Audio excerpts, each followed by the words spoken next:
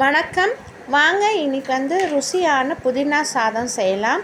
அதுக்கு ஒரு மிக்ஸி ஜாரில் நான் ஒரு பெரிய புதினா கட்டு நான் அரை கட்டை கிள்ளி எடுத்துக்கிட்டேன்.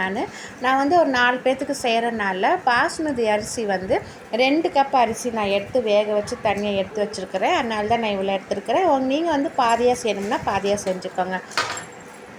புதினா கட்டு போட்டுட்டு அதுக்கப்புறம் காரத்துக்கு ஏற்ற மாதிரி பச்சை மிளகா போட்டுக்கோங்க. ஒரு துண்டு இஞ்சியும் போட்டு தண்ணி விடாமல் அரைச்சிக்கோங்க. ஒரு சின்ன துண்டு புளியும் போட்டு சேர்த்து நல்லா நைஸாக அரைச்சி எடுத்து வந்துக்கோங்க. அதுக்கப்புறம் ஒரு கடாயில் தேவையான அளவு எண்ணெய் ஊற்றிக்கோங்க. எண்ணெய் காய்ச்சணுன்னா கடுகு உளுத்தப்பருப்பு போட்டு தாளிச்சிக்கோங்க. 2 வரமிளகா, முந்திரி பருப்பு இல்லைன்னா வேர்க்கடலை போட்டு நீங்கள் வறுத்துக்கலாம். அதுக்கப்புறம் நம்ம அரைச்சி வச்ச பேஸ்ட்டும் போட்டு தேவையான அளவு உப்பும் போட்டு நல்லா கிண்டிக்கோங்க. பச்சாசனை போகிற வரைக்கும் ஒரு 3 நிமிஷம் கிண்டினா போதும்.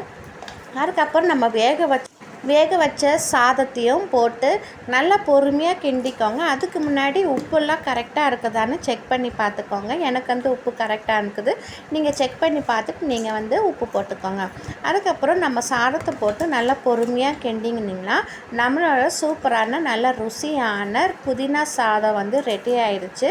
உங்களுக்கு காரம் வேணும்னா இன்னும் நீங்கள் பச்சை மிளகா எக்ஸ்ட்ராவாக 2 கூட நீங்கள் சேர்த்துக்கலாம். நான் எங்கள் வீட்டு பசங்களாம் காரம் சாப்பிட்றதுனால நான் பச்சை மிளகா பார்த்து தான் நான் சேர்த்துக்கிட்டேன். இப்போது இந்த சாதத்தை நல்லா பொறுமையாக நீங்கள் கிண்டி விட்டிக்கோங்க. இந்த சாதம் எதுவும் உடையாமல். இப்போ நம்மளோட சூப்பரான ருசியான நல்ல டேஸ்டான புதினா சாதம் ரெடி ஆகிடுச்சு.